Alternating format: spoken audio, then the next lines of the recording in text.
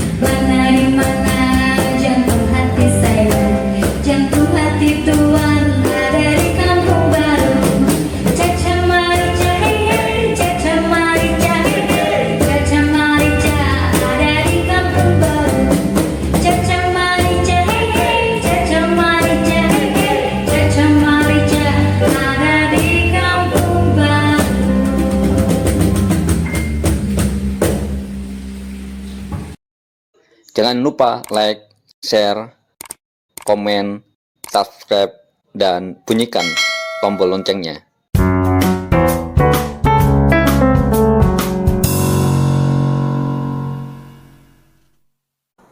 Assalamualaikum warahmatullahi wabarakatuh.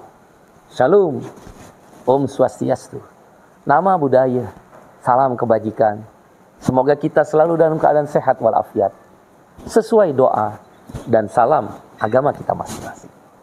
Sahabat seperjuangan di seluruh pelosok negeri, di seluruh penjuru tanah air Indonesia yang kita cintai. Beberapa waktu yang lalu, saya mengisi satu seminar di satu kampus yang dihadiri oleh beberapa mahasiswa. Bahkan ada beberapa SMA yang diundang di dalam pertemuan itu. Satu pertanyaan yang menggelitik saya dan menjadi trauma, beban pikiran para sahabat-sahabat mahasiswa dan kelas 3 SMA yang hadir dalam pertemuan seminar itu. Satu pertanyaan dari mereka. Bung Iqbal, mengapa harus ada partai buruh untuk menjawab penciptaan lapangan kerja bagi kami, anak-anak generasi Z yang berumur 17 tahun sampai dengan 27 tahun. Dan teman-teman SMA yang kelas 3 dan kelas 2 yang mungkin tahun 2024, 14 Februari nanti akan mempunyai hak pilih dalam pemilu. Apa korelasinya? Mengapa kami menjadi penting untuk melihat partai politik, dalam hal ini partai buruh, yang berkaitan dengan kami kaum milenial dan generasi Z? Terutama generasi Z dan anak-anak SMA tadi. Saya menjawab sederhana. Kalau kau sudah selesai sekolah, apa yang kau lakukan?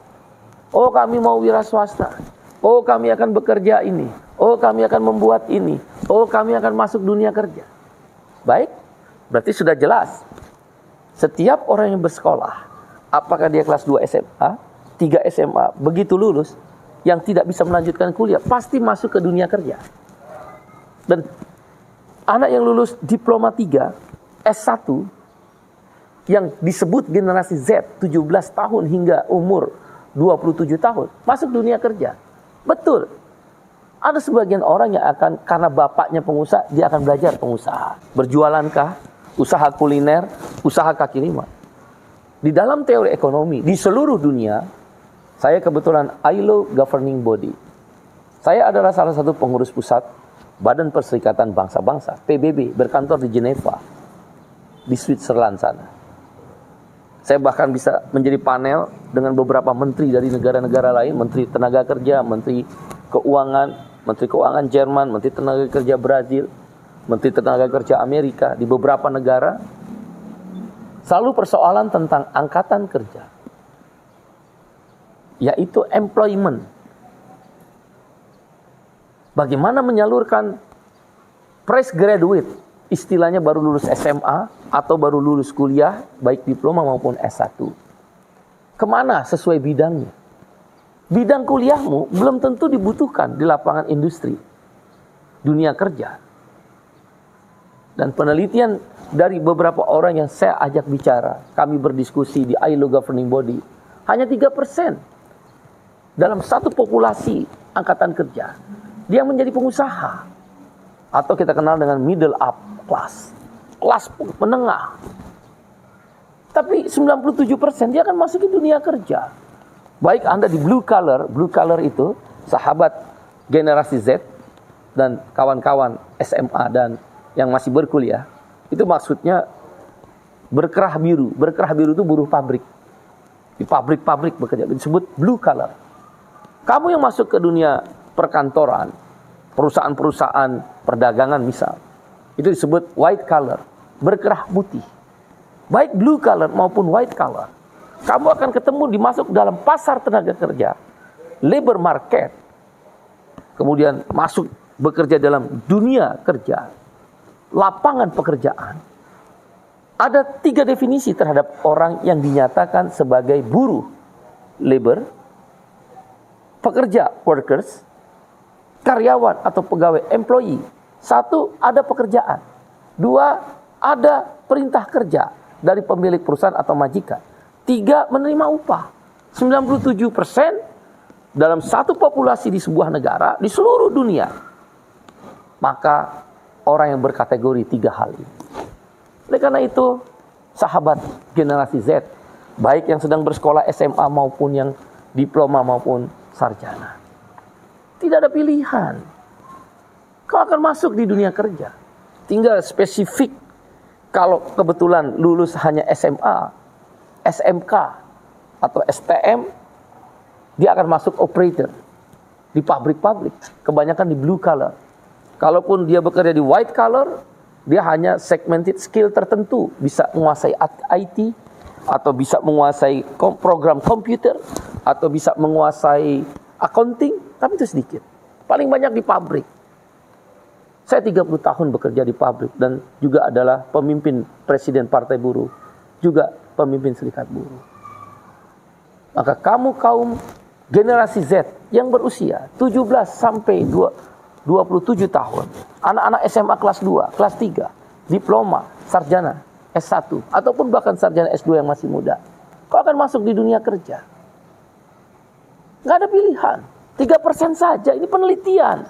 Bermimpi boleh, tapi jangan terus bermimpi di siang hari. Hadapi realitas kenyataan. Belum lagi kalau orang tua kita tidak mampu. Capek-capek disekolahin, kemudian jadi pengangguran. Ibumu jauh lebih bersedih hati daripada dirimu. Ayahmu jauh lebih gundah gulana daripada dirimu. Karena kau belum mendapatkan pekerjaan. Tataplah masa depan generasi Z, SMA, kelas 2, kelas 3, SMA. Ya, kemudian juga SMK atau STM dan juga diploma dan sarjana. Kau pasti akan masuk dunia kerja. Padat karya juga sudah mulai menggunakan robot. Tenaga manusia akan berkurang dengan sistem digital ekonomi dan robotisasi. Oleh karena itu, ketika kamu generasi Z baru lulus sekolah SMA atau lulus diploma atau lulus sarjana, Kau tak ada pilihan. Harus dilindungi ketika masuk pasar kerja. Kau butuh serikat buruh. Kau butuh partai buruh.